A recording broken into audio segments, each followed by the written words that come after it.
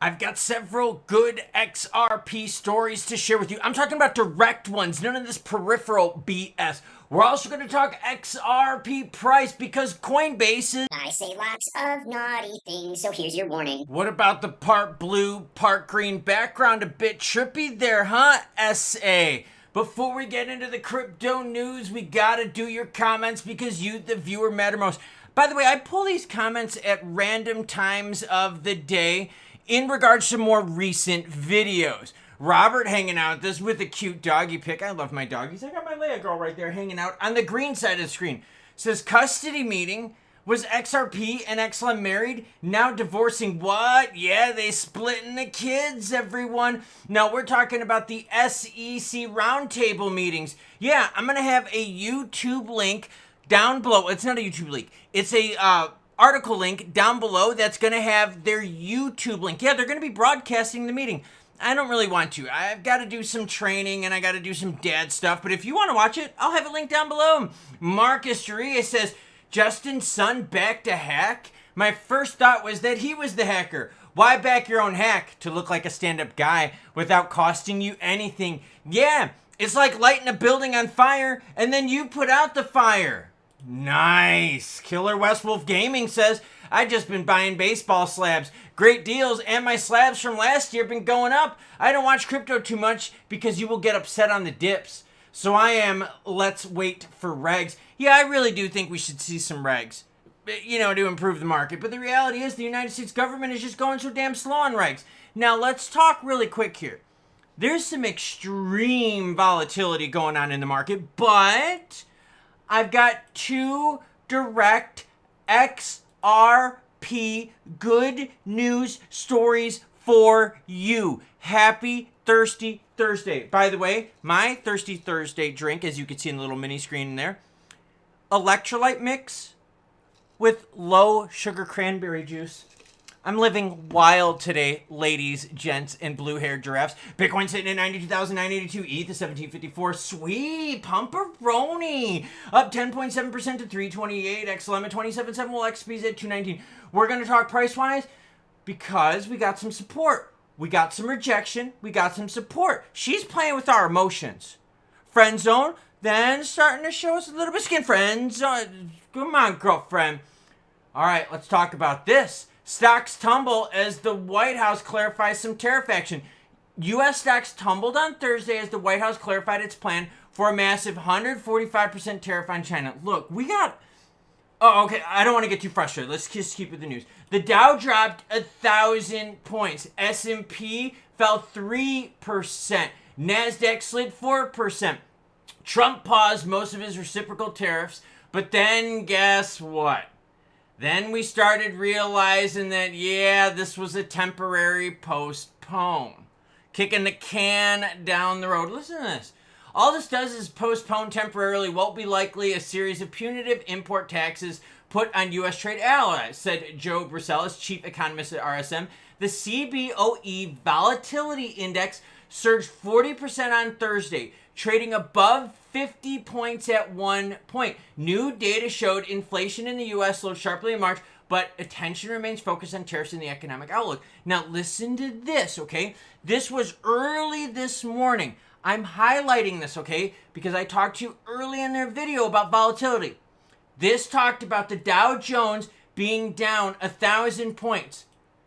The Dow Jones is now up 377 points. Down super early, now turning back around.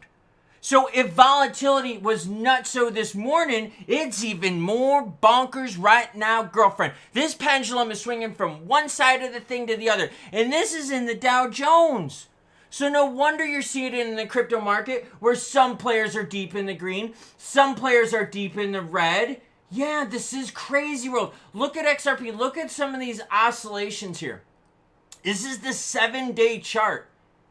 This is the 1 month chart. Everything from the 160s to like 250s to 230s, rejections at 220, support at $2. This is just the story over the last 30 days. By the way, remember in the beginning I said, yo, I'm going to have that page. This is from the SEC's website, okay? This talks about those meetings. I got something to do tomorrow. I got some training stuff I got to do. This meeting is going to have some opening remarks. It starts at 1 p.m. Eastern time. It goes on for a while, all right? It talks about all the people on the panel. Ooh, nice hair, my guy. Nice, nice, nice. Sorry, he looks fly with his hair. He's got good flowing locks, man. Come on, give the guy some credit. Anyways, it goes over who's on the panel, blah, blah, blah. This will be linked down below. Now, let's get into the juicy XRP news. So haters out there that say, Klaus, you only bring the bad news, suck my balls. For the people out there that like when I bring news, good, bad, happy, or sad, well, guess what? I've got good and happy news for you, directly related to XRP. CME Group on Thursday hit that subscribe button so we could beat Papa John's, who has 2,000 more subs than us. We're going to beat Papa John's. CME Group on Thursday announced the upcoming launch of XRP futures contract on May 19th. What happened? Well, guess what? Institutional and retail and XRP interest continues to grow, and I've been telling you that. You get your volume up nice and high, and players are going to launch products in your backyard. The new contracts will be cash settled based on CME CF XRP dollar reference rate calculated daily. Traders will have access to 2 contract sizes, a micro contract 2500 XRP and a standard contract. Interest in XRP and its underlying ledger has steadily increased. We are pleased to launch these new futures contracts to provide capital efficient risk management tools. Why do they want to launch these products? Because XRP and XRPL remains hot, spicy, naughty, and relevant. That's why I share your comments in the beginning. That's why players want to list XRP products. And you're like, bro, CME Group, why does that sound so familiar? Because when we look at Jerome Powell and odds of rate cuts or hikes or pauses, that's the same players, the CME Group. And right now, 91% chance that we're going to get a pause-a-roni on those rates. Let's keep learning. Coinbase launches zero-fee PYUSD conversions with PayPal and files for XRP futures. Meanwhile, Coinbase has submitted a filing for the CFTC seeking approval to launch a futures contract for the XRP token. Why? Because a lot of people like XRP and they can make money on the product. And since a lot of people like XRP, since there's a lot of XRPL action, since there's a lot of XRP volume, Coinbase wants to make money on it. Do you see Coinbase filing for an XLM futures? No, you don't, because there's not enough volume there to make it worth their time. I'm not ripping on XLM. What I'm telling you, though, is that they want to launch products of things that are juicy. Go to your grocery store. What items are listed on the shelves that take up the most space? The things they sell the most of. What about black beans? Canned black beans. Does that take up as much space as, say, like bottled water? No. Everyone loves us some bottled water. Not many people like canned black beans. One of these is canned black beans XLM. The other one is bottled water XRP. So as you can see again, players like the XRP volume, XRP retail base, and they like the institutional base. For years, we've worked with Coinbase to enable a best-in-class integration to provide a simple, familiar way for PayPal users to fund crypto purchases in Coinbase. Our objectives align further as we deploy PYUSD. I'm highlighting the PYUSD thing because there's a lot of competition in the stablecoin space, and Ripple has RLUSD. Gosh, all these letters and all these names, we're going to have to come up with like cool acronyms and like cool things. Whenever I see PayPal's PYUSD, it makes me think of pussy. Like Pussy USD. And then I'm just, hey, look, there's a language warning in the beginning. If you don't listen to it, that's your fault. But there's a lot of competition here. And they're offering zero fee. So they're trying to get people to come in to use PayPal and PYUSD. They're doing the settling themselves. Pretty cool. Either way, stablecoin adoption is growing. Listen to this stat. Coinbase pointed to a rise in stablecoin usage in recent years. According to the company, global transaction volumes using stablecoins grew from 6.2 trillion in 2023 to 22 trillion in 2024. So again, if stablecoins are hot, naughty, spicy, and relevant, people are going to want to play in their backyard, hence launching products. XRP's volume, 4.22 billion. Just to show you that I'm fair, let's have some fun. Let's open up some other cryptos in the top 20 and see what their volume is. Let's go to ADA's volume. Okay, hold on a second here. Having a little bit of technical difficulty. There we go, Klaus. ADA's volume right now, 1 billion compared to XRP's 4.22. Let's go to Simran S right now. Let's pick Stellar because I picked on them earlier. What's their volume, Klaus? Their volume is 246 million. So XRP's volume is 20x that of XLM. So no wonder CME Group and Coinbase want to list XRP related products. Okay, let's be fair. Let's pick some more in the top 20, and I'm trying not to sneeze, covering my nose, but it might come out during this segment. Okay, HBAR, volume 256 million, again, on the XLM level of things. What about Litecoin? Girlfriend, 401 million. You see my point? High volume keeps you naughty, spicy, and relevant. That's what you need to make it in this market, and XRP has it, and players are playing in their backyard.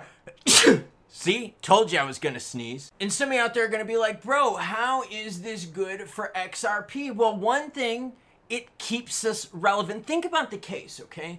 The case sucked. Being dragged through the mud sucked. Gary Gensler dragging his sack across our faces just like this sucked. But it kept us relevant. It kept us in the news like every single freaking day. And in crypto, when you're relevant, you're in the faces of everyone out there.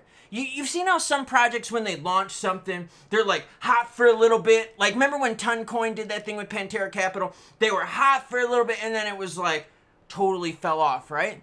Because then there wasn't anything more that kept them relevant. There wasn't anything more spicy that kept them in the news. They fell off. People were like, okay, that's cool.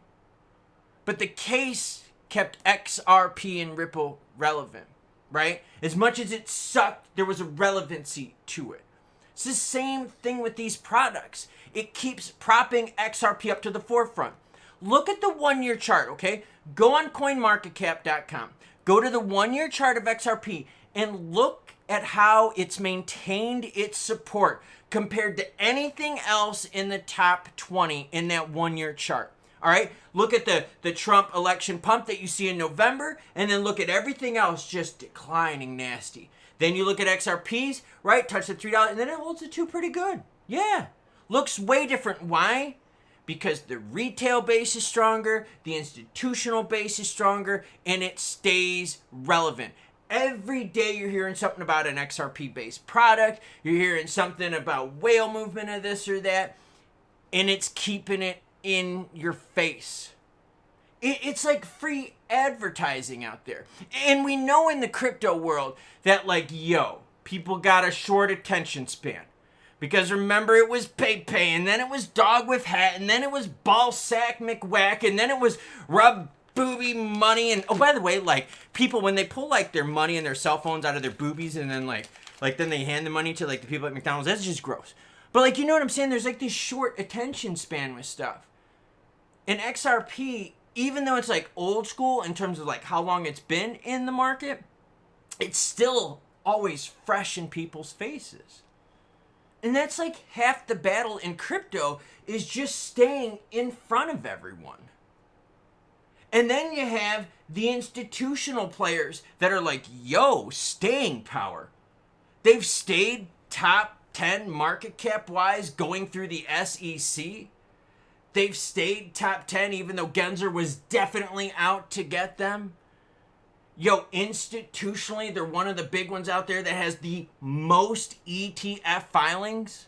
Yeah, there are some players out there that have XRP as a strategic reserve asset. So there's so many more things out there that are keeping these players interested. Don't get me wrong. There's other cryptos out there that have their own use cases that are cool, but they don't have that notoriety, and they also don't have that big institutional pull. So there's that. I thought that was pretty good. What do you think? Let me know down below. And of course, how do we end videos? Well, I'm icing my foot. I'm heating my hammies because I had a little bit of a trading session today. But how do we end videos? I'm multitasking while I end my videos. We end them like this. Choo choo bitches. Oh, and I told you I would sneeze, right?